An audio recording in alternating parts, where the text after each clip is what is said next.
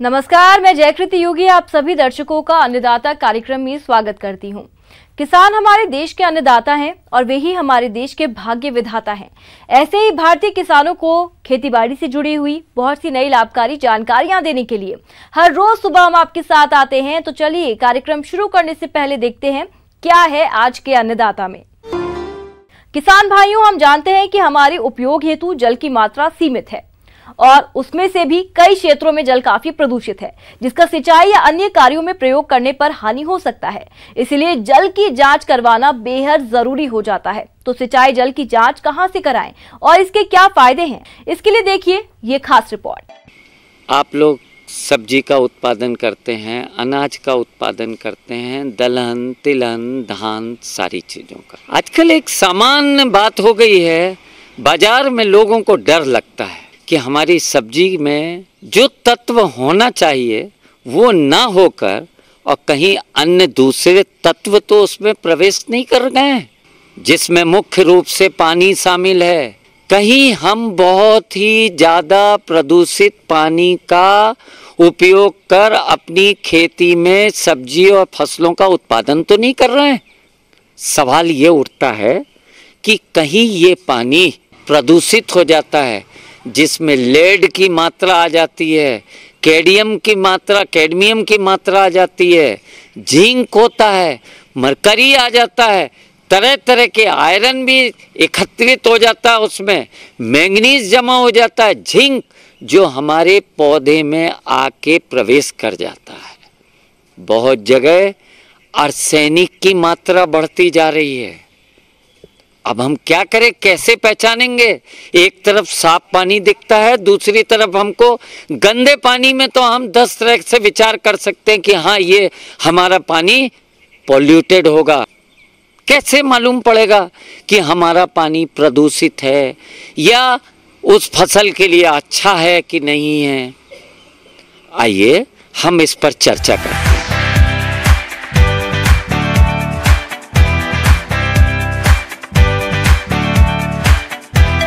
किसान भाइयों, सिंचाई जल के स्रोत भी अलग अलग होते हैं, इसलिए सिंचाई जल का नमूना लेने की विधि भी अलग होती है।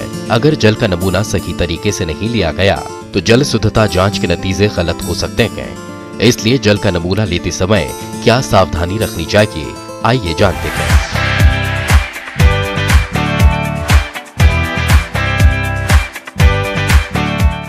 अब रहा सवाल कि उसकी जांच कराने के लिए उसका नमूना लेना है। हम देखते हैं कि हम लोग मिनरल पानी बाजार से लेते हैं, वह बोतल में एक बार जरूर देख लीजिएगा ISI या ISO उसमें डला है। अगर ISI या ISO कोड है उस बोतल में, वह बोतल का प्लास्टिक अच्छा होता है। लेकिन ध्यान रहे कि उस बोतल में पानी पी लेने के या उस पानी को खर्च कर लेने के बाद साफ सुथरी बोतल को, अगर तालाब बहुत गहरा है 1 मीटर की गहराई से आप और 6 फीट नीचे की गहराई से, अगर बिल्कुल नीचे जा सकते वहाँ की गहराई से, और ऊपर का 4-5 तरह का एक बढ़िया सैंपल लेते चले जाएं और एक जगह उस सैंपल को एकत्रित कर लें एक साफ सुथरी अच्छी किस्म की उसी प्रकार की बाल्टी में, और बाल्टी में डालने के बाद आप बोतल में उस पानी को भर लें तो आपका एक मिक्स आपको सैंपल तैयार हो जाएगा। आपको उसमें स्थान दर्ज करना होगा, आपको उसमें तारीख दर्ज करना होगा। पानी जब स्थिर बिल्कुल रहे 2 घंटा तक, तब उसका सैंपल लेना होगा। सैंपल लेने का दिनांक आप जरूर तय करके उसमें लिख के भेजेंगे। किसान भाइयों, जिस तरह से आप मिट्टी की जांच मिट्टी परीक्षण लैब में करते हैं, ठीक वैसे ही जल नमूना लेकर आप इसकी जांच करा सकते हैं। नमूना लेने के उपरांत बोतल पर किसान को अपने खेत से जुड़ी सारी जानकारियां पत्रक पर लिखनी चाहिए, जैसे किसान का नाम, स्रोत, नमूना लेने की तिथि, खेत का खसरा नंबर इत्यादि। जल की जांच आप नजदीकी कृषि विश्वविद्यालय, कृषि विज्ञान केंद्र, मिट्टी परीक्षणशाला या निजी संस्थानों में भी करा सकते हैं। आसपास की भौगोलिक स्थिति से भी परिचय कराना होगा कि वहाँ खदान है कि किस प्रकार की खदानें हैं, तब जाके वह सैंपल की जांच अच्छे से होगी। तब आप इसको अपने नज़दीक के जिला कृषि पदाधिकारी से मिलें, जिला भूमि संरक्षण पदाधिकारी से मिलें या पेयजल स्वच्छता विभाग के पदाधिकारी से मिलें। उसके अलावा हर जिले में कृषि विज्ञान केंद्र भी उपलब्ध है। हर जिले में मिट्टी जांच प्रयोगशालाएं भी हैं।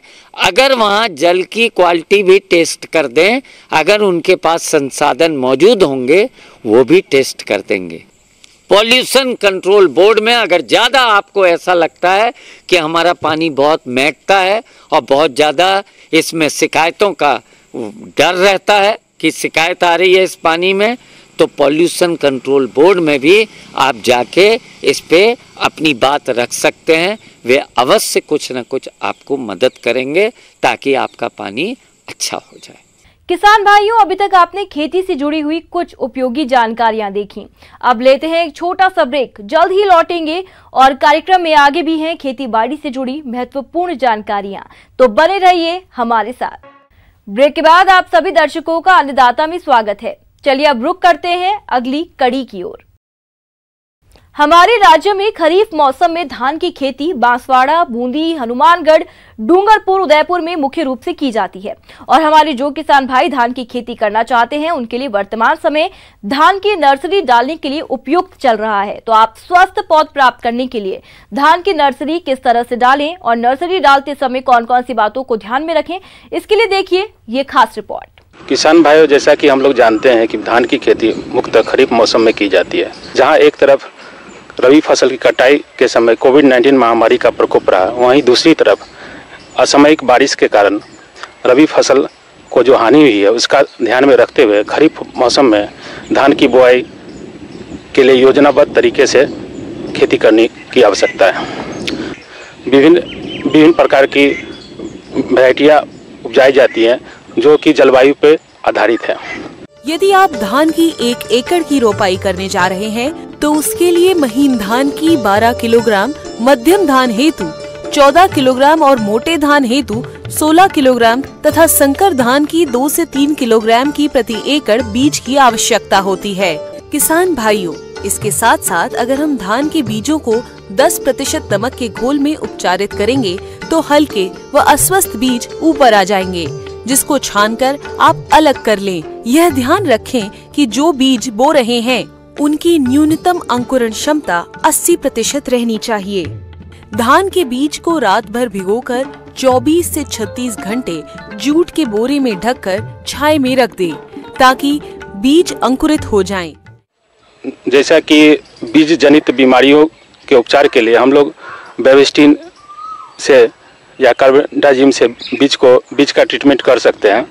और हम लोग चाहे तो अच्छे क्वालिटी का बीज जो प्रमाणित संस्थान है और स्टेट सीड सर्टिफिकेशन एजेंसी द्वारा जिसका प्रमाणीकरण हो चुका है उस संस्थान से हम बीज का परचेज कर सकते हैं। इसके लिए जो भी बीज हम लोग परचेज करें उसका स्लिप अवश्य रखें और 15 से 20 दिन के बिचड़े को हम लोग खेत में ट्रांसप्लांट कर दें। किसान भाई, अगर हम लोग इस समय खेत का सही तरीके से तैयार करें तो खाद का उपयोग भी कम कर सकते हैं। इसके लिए जो हम लोग का रिकमेंडेड डोज है धान में 120, 60, 40 उसके अनुपात में हम लोग खाद का उपयोग कर सकते हैं। किसान भाइयों, वेट या गीली विधि काफी प्रचलित है। इस प्रकार नर्सरी तैयार करने के लिए खेत को सूखी अवस्था में 2 से 3 बार जुताई कर देना चाहिए और मिट्टी को भुरभुरा कर लेते हैं। उसके बाद तैयार नर्सरी क्षेत्र में 2-3 इंच तक पानी भरकर खेत में पड़लर चलाकर एकदम मुलायम बना लेते हैं। इसके बाद नर्सरी बेड तैयार करना चाहिए। यदि आप प्रति एकड़ खेत की रोपाई करना चाहते हैं तो आपको 400 वर्ग मीटर क्षेत्रफल में नर्सरी बेड तैयार करें। आगे और भी हैं खेती बाड़ी से जुड़ी हुई बहुत सी रोचक जानकारियां, पर यहाँ पर रुकेंगे एक और ब्रेक के लिए, जल्द हाजिर होते हैं। ब्रेक के बाद एक बार फिर से आप सभी दर्शकों का अन्नदाता कार्यक्रम में स्वागत है। बढ़ते हैं अगली प्रस्तुति की ओर। मौसम के अनुसार प्रबंधनों पर ही टिकी है आपकी खेतीबाड़ी, इसीलिए मौसम पूर्वानुमान और उस पर आधारित साप्ताहिक कृषि सलाह इस प्रकार है। मौसम विज्ञान विभाग जयपुर से प्राप्त सूचनाओं के आधार पर आगामी 5 दिनों में आसमान में बादल छाए रहने, वर्षा की संभावना है। कोरोना के गंभीर फैलाव को देखते हुए किसानों को सलाह है कि कृषि कार्यों के दौरान मास्क का उपयोग, साबुन से उचित अंतराल पर हाथ धोना और एक दूसरे से सामाजिक दूरी बनाए रखने पर विशेष ध्यान दें। टिड्डी को क्षेत्र से हटाने या भगाने के लिए ध्वनि विस्तारक यंत्रों के माध्यम से संध्या का समय उपयुक्त होता है। किसानों को सलाह दी जाती है कि आपके क्षेत्र में टिड्डियों का प्रकोप होने पर इसकी जानकारी कृषि अधिकारियों को दें और उनका सहयोग करें। टिड्डी नियंत्रण के लिए कीटनाशकों का प्रयोग स्वयं के स्तर पर नहीं करके सामूहिक स्तर पर करें। अन्नदाता हेल्पलाइन निशुल्क फोन संपर्क सेवा के माध्यम से आपके द्वारा पूछे गए प्रश्नों में से 1 या 2 महत्वपूर्ण प्रश्न को हम अपने कार्यक्रम में शामिल करते हैं। इसी के तहत आज का चयनित प्रश्न और उसका जवाब इस प्रकार है। एनडीआरआई के निदेशक ने न्यूज 18 अन्नदाता की टीम द्वारा किसान भाइयों को दिया संदेश, कहा कोरोना से डरना नहीं लड़ना है। एनडीआरआई के निदेशक डॉक्टर मनमोहन चौहान ने कहा कि हम तमाम तरह के रिसर्च देख चुके हैं और लगातार देख रहे हैं। देश के साथ साथ दुनिया भर में क्या चल रहा है उस पर भी हमारी नजर बनी है, लेकिन आज तक कहीं से भी ये कंफर्म नहीं हो सका कि कोरोना पशुओं में भी फैलता है। वो बताते हैं कि पशुपालकों को डरने की जरूरत नहीं, बस सावधानी बरतें, अफवाहों पर ध्यान न दें। किसान भाई जो हमारे जो दूध उत्पादन करने वाले हैं और गांव में अपने लेवल पर ये उनके अपने जानवर रहते हैं और दूध उत्पादन कर रहे हैं, तो पिछले 24 मार्च से जैसे कि ये कहा गया कि आपका मिलना जुलना बंद हो गया है, तो इसका मतलब ये है कि आप दूध को भी मार्केट में बेच नहीं सकते। आप ये और उसके लिए बेच इससे नहीं सकते कि आपको आना जाना बंद है। लेकिन कुछ इस बीच ये हुआ कि कुछ किसान भाई हमारे कॉरपोरेट वालों से जुड़ गए हैं, जहाँ पर कि दूध इकट्ठा होता है और वहीं पर वो दूध उनका होता है, ट्रांसपोर्टेशन होकर शहर में आ रहा है। लेकिन कुछ ऐसे हमारे जो भाई हैं कि जो उन तक भी नहीं पहुँच पा रहे हैं, तो उनकी बड़ी समस्या आ गई है। और सबसे बड़ी समस्या उनके लिए ये है कि भाई इस दूध का क्या करें। सर्वप्रथम हमें चाहते हैं कि किसान भाई अपना इस महामारी के दौरान अपना ख्याल रखें, क्योंकि जब उनका अपना मतलब ख्याल रखेंगे तभी वो मवेशियों का भी ख्याल रख पाएंगे। तो ये चीज़ तो ये है कि जैसे हम आपस में फिजिकल डिस्टेंसिंग बनाकर रखें, हम एक दूसरे के कम से कम 1-1.5 मीटर की दूरी बनाकर रखें और मास्क हमेशा पहने। और समय समय पर जैसे कि बार बार कहा जा रहा है, प्रशासन की ओर से भी कहा जा रहा है कि आप अपना जो हाथ को सैनिटाइजर से जो लगाते रहें। और अगर गांव में हैं आप, तो सबसे बड़ा ये है कि साबुन से हाथ धोएं, कम से कम 20-22 सेकंड तक हाथ धोएं, तो जिससे ये माना जाता है कि जो ये हमारा वायरस है ये अगर हाथ में लगा है तो धुल जाएगा या ख़त्म हो जाएगा। और अपने इस हाथ को कभी नाक और आँखों के आसपास न लगाएं, ताकि अगर कहीं गलती से आपके हाथ में कोई वायरस लगा है तो आपके शरीर में प्रवेश न कर सके। दूध उत्पादन के मामले में भारत दुनिया में पहले नंबर पर है। रिपोर्ट के मुताबिक देश में हर दिन 50 करोड़ लीटर दूध का उत्पादन होता है, लेकिन लॉकडाउन की वजह से दूध की मांग घटी है और किसानों को भारी नुकसान उठाना पड़ रहा है। ऐसी स्थिति में पशुपालक भाइयों, आप दूध से बनने वाले बाय प्रोडक्ट्स का निर्माण करें, इससे आपका नुकसान नहीं होगा। अब हम भी देखते हैं कि भाई दूध क्योंकि इधर उधर नहीं जा रहा है, बिक नहीं रहा है, तो घर में ही पड़ा है, तो हम बार बार ये कहते हैं किसान भाइयों को कि आप वैज्ञानिक तौर तरीके अपनाते हुए उस दूध को इस्तेमाल में लाएं। अब इस्तेमाल में जैसे वो है कि अगर लंबे समय तक अगर आपको उसको रखना है तो घी उसको बना कर रखें। घी में भी ध्यान रखें कि घी में बढ़िया ढंग से होना चाहिए। अगर घी कई बार अधकच्चा बनता है तो बाद में जाकर 1-1.5 महीने में रूम टेम्परेचर में उसमें ये होता है कि ख़राब हो सकता है। तो आप ये ध्यान रखें कि थोड़ा सा घी को इस हिसाब से जो बनाएं कि उसमें पानी ना रहे, और उसके साथ साथ आप ये भी करें कि भाई इतना भी नहीं होना चाहिए कि जल जाए। तो ये सब चीज़ों का बात में ध्यान रखें। और उसके अलावा अगर ये कि शॉर्ट जैसे 2-3 दिन 3-4 दिन के लिए वो कर सकते हैं, पनीर बनाकर रख सकते हैं। और जैसे कि अगर 3-4 दिन के बाद थोड़ा सा उनको अगर शहर में जाने के लिए थोड़ा उनको अगर अप्रूवल मिलती है प्रशासन से, तो वहाँ जाकर पनीर को भी वो बेच सकते हैं और दे सकते हैं। भाई जैसे कि आपने कहा कि जो हमारे छोटे किसान हैं तो उनके पास, जिनके पास कम गाय भैंसे हैं, तो नेचुरली वो हाथ से निकालते होंगे। हाथ में ये करें कि सबसे पहले वो अपने बर्तन वगैरह का पूरा सफाई रखें, उसके अपने आसपास जहाँ भी मवेशी है, जहाँ भी जानवर हैं, उसके आसपास की सफाई रखें। और उसके अलावा जब भी अगर इस्तेमाल करना है तो वहाँ भी सैनिटाइजर का इस्तेमाल करें, या हाथ को धोएं, साबुन से धोएं, अच्छे ढंग से धोएं, ये हमेशा ध्यान रखा जाए। और उसके जो साथ साथ ये है कि किसान भाई अपना ख्याल रखे, मतलब अपना खाना अच्छा रखे, और जिसमें खाने में ये है कि विटामिन सी की मात्रा हो, क्योंकि ये देखा गया है कि अगर आप अपनी शरीर की प्रतिरक्षा को अगर बढ़ाएं, तो अगर कहीं अगर ये आपके पास गलती से अगर ये वायरस की ओर से संक्रमित आप हो जाते हैं, तो कम से कम आप अपना बचाव कर सकें, आपका शरीर आपका बचाव कर सके। जो अभी तक हमारे पास नॉलेज है उससे ये होता है कि भाई जानवरों में ये वायरस संक्रमित नहीं हुआ है, तो इसलिए किसान भाई इससे तो थोड़ा सा अपने आप को ये मानकर चलें कि जानवरों में फिलहाल ये बीमारी संक्रमित नहीं होगी। और जैसा कि रिपोर्ट कहता है, देखिए गर्मियों में आपको पता है कि जैसे जैसे टेम्परेचर बढ़ता है तो नेचुरली जानवरों को थोड़ा सा उसमें जो रख रखाव में विशेष आपको सावधानी रखनी पड़ेगी। और सबसे बड़ी सावधानी ये है कि उनके चारा जो है थोड़ा सा उसको हरा चारा उनको मिले, साथ साथ भरपूर मात्रा में उनको पानी मिले।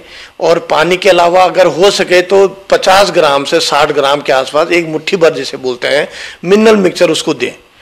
और मिनरल मिक्सचर से क्या होता है कि जो भी उनके ज़रूरत होती है, जिससे कि आत्मरक्षा भी बढ़ती है, उनकी प्रतिरक्षा भी बढ़ती है। और उसके साथ साथ जो डेफिशिएंसी उनके उसमें है, जैसे वो टाइम से गर्भित होना, गर्भाधान में आना, ये सब चीज़ें जो है वो होता है मिनरल मिक्सचर से। अगर आप ये मान के चलें कि सपोज करो कि एक गाय 10 किलो दूध देती है, तो आप मान कर चलें कि 300 से 350 ग्राम उसको आपको वो जो फीड देना है, एनिमल फीड जिसे बोलते हैं, वो देना है। तो आप ये भी ध्यान रखें कि जो जिस समय दूध नहीं दे रही तो उसको 100 ग्राम के लगभग दें, जो गाभिन है उसको 200 से 250 ग्राम दें, लेकिन जो दूध दे रही है उसको 350 की जो है 300 से 350 ग्राम के आसपास उसको दाना हो जाए, उसका फीड हो जाए, 50 ग्राम मिनरल मिक्सचर हो जाए, हरा चारा हो जाए, और साथ साथ भूसा भी होना चाहिए।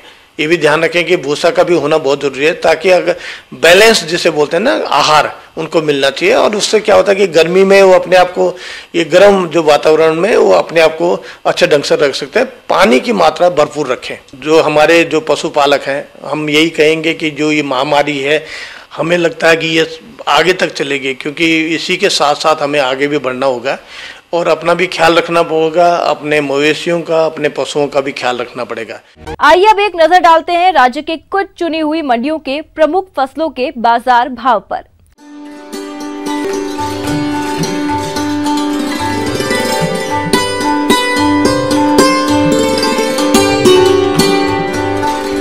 किसान भाइयों, अन्नदाता आपकी सेवा के लिए संकल्परत है। कृषि संबंधित समस्या और सुझावों के लिए आप हमें इस पते पर संपर्क कर सकते हैं। प्रोड्यूसर अन्नदाता news 18 Rajasthan, Ramoji film city, Hyderabad 501512। साथ ही आप हमें ईमेल भी कर सकते हैं। हमारा ईमेल है p18annadatarajasthan@nw18.com। इसके अतिरिक्त आप हमें निःशुल्क हेल्पलाइन नंबर 1800419255 पर सोमवार से शनिवार सुबह 10 से शाम 4 बजे के बीच संपर्क कर सकते हैं। किसान भाइयों, अब समय हो रहा है आपसे विदा लेने का, तो हमारी अन्नदाता टीम को दीजिए इजाजत। कल फिर आपसे मुलाकात होगी कृषि संबंधित कुछ और महत्वपूर्ण जानकारियों के साथ। नमस्कार।